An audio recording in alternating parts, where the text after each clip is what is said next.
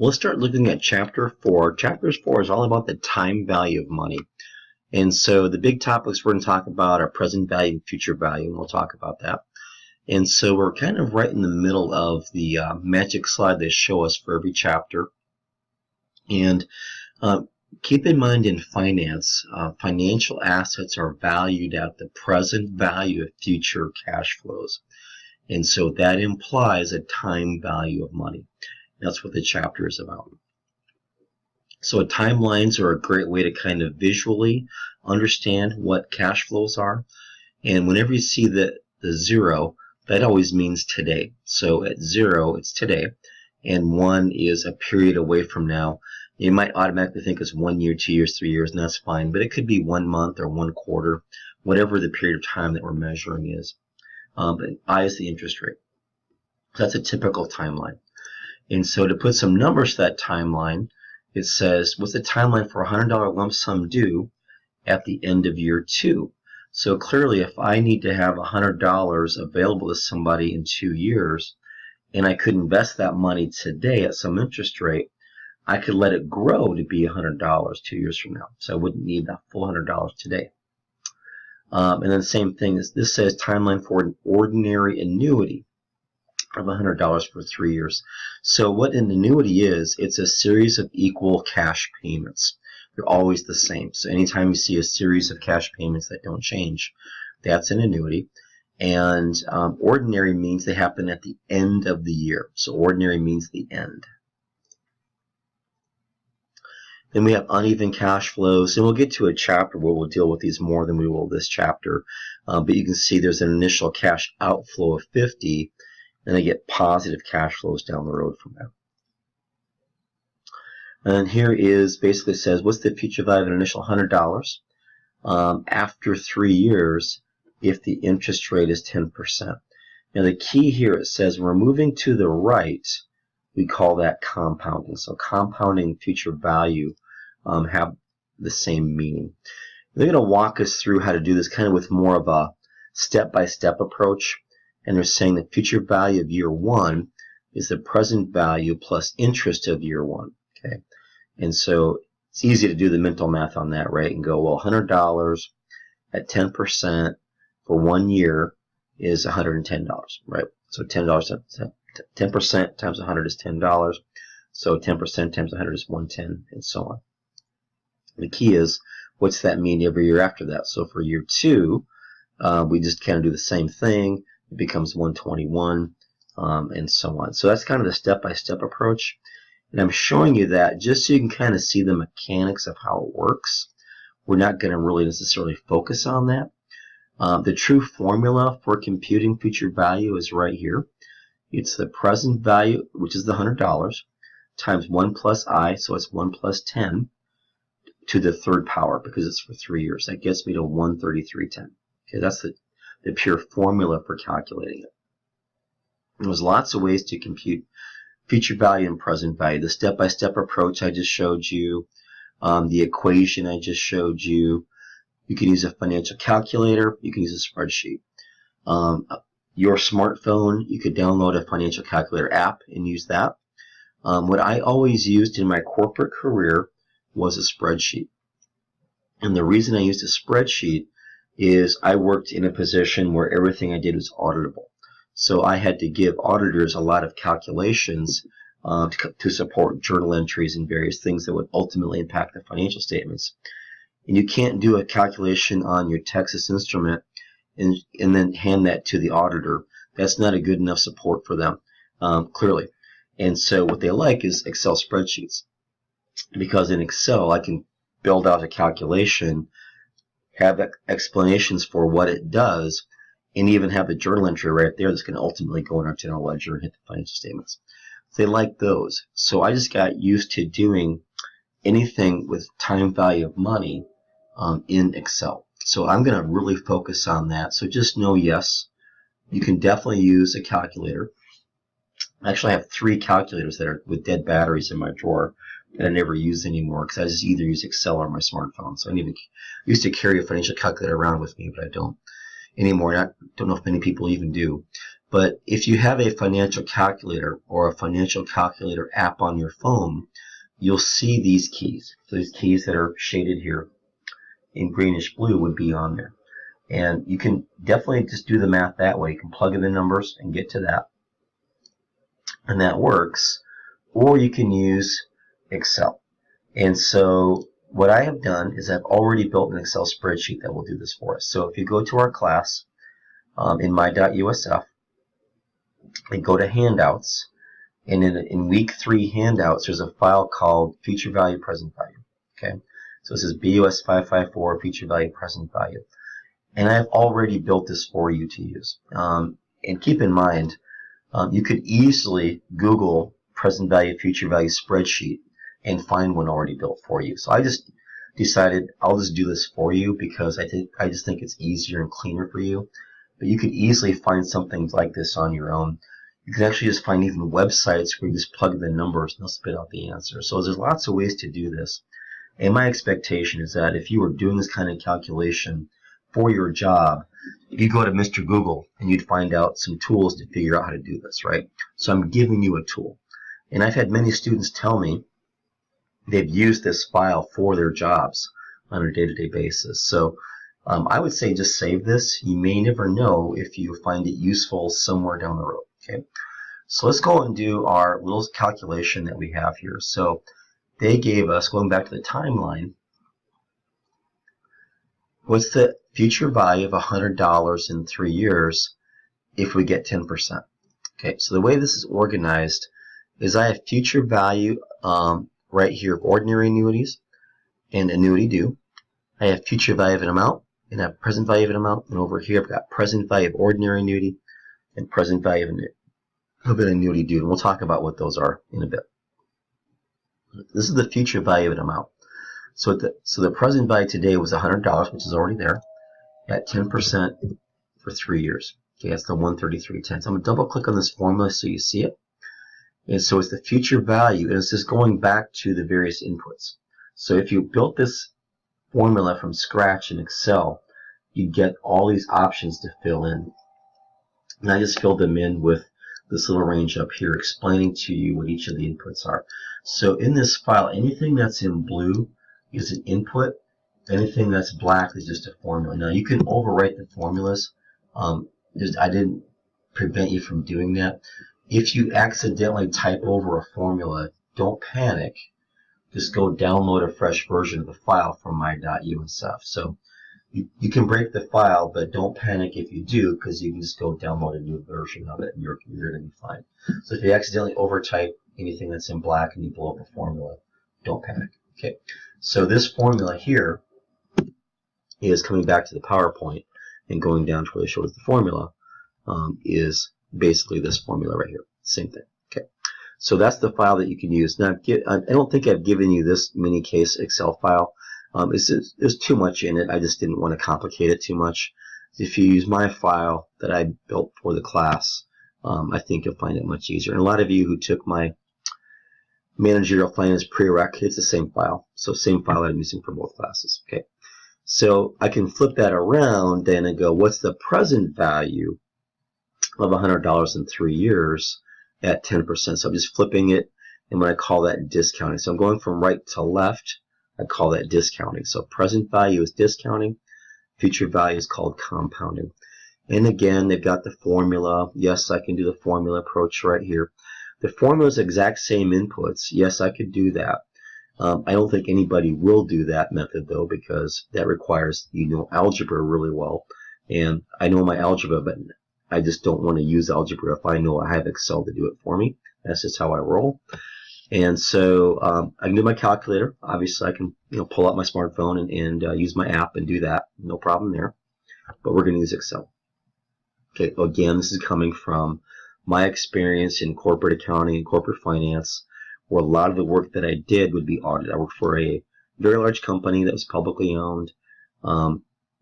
Everything we did was audited. And so I just got to the point where I just got to build Excel spreadsheets that support what I do, that I can just give to an auditor, and life is easier for me, life is easier for the auditor, life is good. Okay, so we'll go back to the formula approach in Excel, Excel formula, and we'll do present value now. So present value, the future value is 100, interest rate's 10, and it's still 3 years. I get 75.13 is my answer.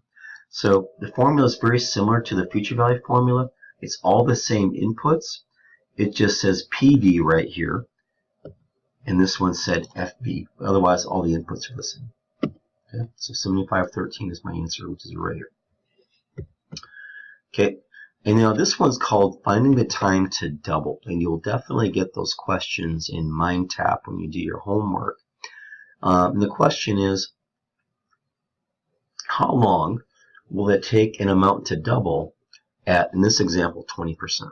Okay, so yes, I can, run through a formula approach and figure that out. I can definitely do this if I want to.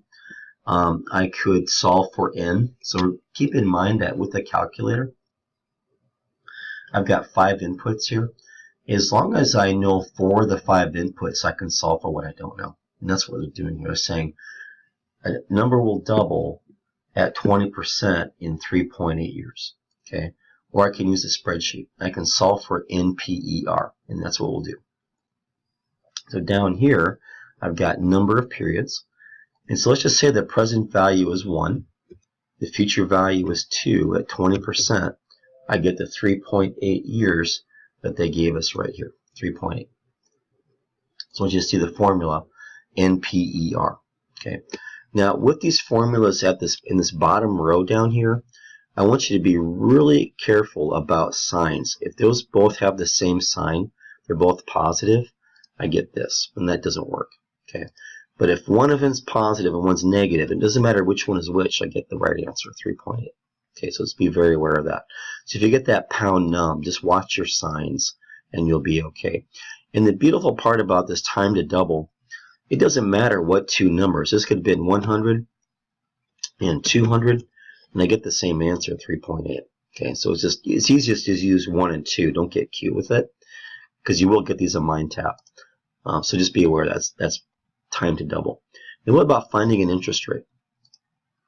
I'm going to solve for an interest rate. So I know that $1 turns into $2 in 3 years. What interest rate would $1 turn into $2 in 3 years? What interest rate would make that happen? So I'm solving for I. And again, I can use my financial calculator. I've got 4 inputs. My last key I would hit is I and output, because that'd give me my answer of 25.99. We'll use a spreadsheet formula called the rate formula. So down here is my rate formula, and I just know that I want to double something in 2 years. So I've already got double numbers right here, but let's go 2 and 1 in 3 years, and I get my 25.99. This is the rate formula. Okay, so again, 25.99. Here's my answer right there. Okay, so then I mentioned we have ordinary annuities and annuity dues. An annuity, the definition of an annuity is that it's the same cash flow stream every period. It never changes, whatever that number is, if it's $100 or whatever it is. The ordinary annuity, the payment happens at the end of the year. The annuity due, the payment happens at the beginning of the year. That's the only difference. Now, the annuity due, remember, this payment happens sooner, happens today, not a year from now. So my money works for me harder. I get the quicker you get your money, the more you'll ultimately have, right? So that's the concept behind an annuity due. It will give you a larger amount than the ordinary annuity when everything else is equal in terms of the number of years, the number of the payment, and the interest rate. Okay, so now I'm going to ask us, what's the future value of a 3-year ordinary annuity? $100, 10%. Okay, 3-year ordinary annuity future value. So let's go ahead and take a look at that one. So I'm doing future value ordinary annuity. It says it right here. Okay, 3 years, 10%. So payments 100, interest rates 10, 3 years. Here's my formula. I'm going to double click on this formula and show you something in Excel. So there's a 0 hanging out right here. This 0 tells Excel that that's an ordinary annuity. In fact, I put that note right here. The 0 tells that it's ordinary. So future value, that 0 means it's ordinary annuity for 331. Okay. And then again, I could use the formula, sure. Why not? I can use my financial calculator, of course. Why not? I just showed you the formula, which is right here. Let's do the same thing for present value. And again, ordinary annuity. So present value, ordinary annuity. Same inputs, $100, 10%, 3 years. Here's my formula. And the 0 again means ordinary. So I get 248.69, which is what I get right here. And again, they'll show us the formula, the financial calculator, and the spreadsheet, which is what I just did. Okay, so it says here, find the future value and present value if the annuity were an annuity due. Okay, and again, we kind of showed you the differences between the timelines. Let's do the same thing. So let's go up to future value of ordinary annuity, and then right below it's the future value of an annuity due, right here. So I'll change the input and go from 10 to 10% here, and I get 364.10. And the 1 right here, that tells Excel that's an annuity due, and that's what I have right here. Okay, so exact same inputs here, same inputs here. Notice which one gave me more money, a higher amount. It's the annuity due, because if I go back to the timeline right here, on the annuity due, I got that first payment today, not a year from now. So I get an extra period of compounding. That's the way to think about it. So I go 1, 2, 3, 4. I get 4 periods of compounding. Okay, with the ordinary annuity, I just get the 3. So all I have to know is the Excel formula. I have that little 1 there that tells me that's the difference. Okay, so that's all I had to worry about. Okay, and so go back to this, and I get the 364.10, just like we had right here. Let's do the annuity due present value over here, 10%. And I get 273.55 versus 248.69, and you see a little 1 right there, and that tells Excel that that's an annuity due. So what I want you to recognize for both of these, the present value and the future value, with all things being the same, the annuity due get returned higher amounts. Okay, that's the key. And I've already showed you the Excel right there, so you guys have seen that already. Okay. Now, to do an uneven cash flow stream, it's more challenging. It means you're doing a lot of present value calculations and adding them up. So, 1 year, 10%, $100 becomes 90.91. 2 years, $300 at 10% becomes 247.93. So you're doing all these separate calculations as present value of an amount, and you're adding them all up to get the present value of an uneven cash flow stream. So annuities are super simple. Uneven cash flow streams are more challenging. Okay, then we also have to talk about what they mean by nominal rate. And as you drive around town, as you see a billboard for a bank, and there's tons of banks in Sioux Falls, obviously, and you might notice an interest rate, and they'll say interest rate on a car loan is 3.99, or they'll say an interest rate on a CD is 1.99, or whatever the rate is. There'll be an asterisk by the number, okay, no matter what. So obviously that asterisk means there's fine print, and they'll put the fine print on the billboard, but it's so fine you can't read it. And if you're driving, obviously we don't want to read the fine print. But when they quote you a rate, they're giving you what they call the nominal rate, okay? And the nominal rate really is based on the year, okay? And the fine print tells you what the actual periods are, okay? So quarterly or daily, what that would be, okay? So we'll go ahead and I'll show you how to calculate that. It's super simple, okay?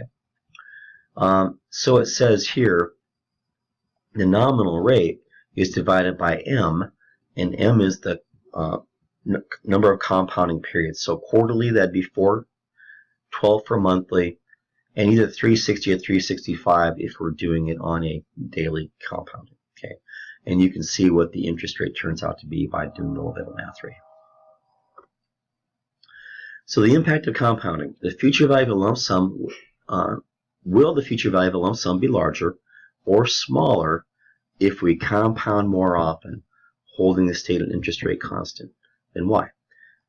And the answer is larger. The more often we compound, the more frequently we compound, the more interest we will earn. Okay, so if you are a saver, you want all the compounding that you can get. Here's examples. Okay, so future value of $100 at 12% nominal rate for 5 years with different compounding. So if I compound just once per year, it's 176.23. If I compound daily, it's 182.19, and everywhere in between. So imagine that was $1,000, $10,000, $100,000, $1 million. Those differences will be greater. Okay, so obviously the more compounding you can get, the best. So they call that the effective annual rate, or the EAR or the effect percent. It's the annual rate that causes present value to grow at the same future values under multi-period compounding. Okay, and there's lots of ways to compute it. They're going to show you a formula method right here. And of course you want to compare rates. And so what they're doing here is again showing us different possibilities of an effective rate based on annual, quarterly, which is 4, monthly, which is 12, and daily, which is 365. So I'm going to show you how to do it in Excel. So over here at the bottom, I have this one right here, nominal rate. So let's just go back to 12, and we'll go to 1. So the nominal rate of 12, meaning that's the annual compounding, and based on 1 period. But if I change that to be quarterly, I get 12.55, this number right here. If I change that to be monthly, I get 12.68, this number here. If I change that to be daily at 365, I get 12.75, the number right here. Can the effective rate and the nominal rate ever be the same? Yes, but only if there's one annual compounding. That's the only time they're the same. Okay. When is each rate used? The nominal rate's written into contracts quoted by banks, but it's not used in calculations. Okay, just kind of keep that in mind. The effective rate is what's used in calculations. So, for example, if you notice a billboard for a bank and it says new car loans for 3.99%, there's an asterisk in fine print. Well, if you go to the bank and you apply for that bank loan, and they approve you for that loan for that vehicle, they're going to require monthly payments, right? They're not going to let you make one payment per year. Don't think that's happening. So while the annual rate is 3.99, that's not the effective rate. So if the annual rate was 3.99 and they require monthly payments, which they will, your effective rate is 4.06. So that's what they mean. That's the comparison between the two. And one more thing to talk about is for whatever reason, I didn't have a slide about solving for payment. So one more formula I didn't show you was, if you know what the present value of something is, or even the future value, you can work it both ways. Interest rate, the number of years, you can solve for the payment. It's the PMT formula, so just be aware of that. Okay, so that's one you might come up with. Now be careful with the payment formula. This one's set up as if this is an annuity due, but you might have to change that 1 to a 0 for an ordinary annuity, just depending on what the problem that you're getting asks you to do. Okay, so just be aware of that one. But you might have a couple of solving for payment problems to take a look at. Okay, so that was time value of money. Use the Excel formula. Use this Excel file. Life will be better if you do. I'm trying to replicate reality with this. That was my purpose, just letting you gain from my experience of what I did in the corporate world, because I think that's where most of you are heading. So I just want to make sure you guys are aware that you can use that. If you have questions, as always, just let me know. Thanks.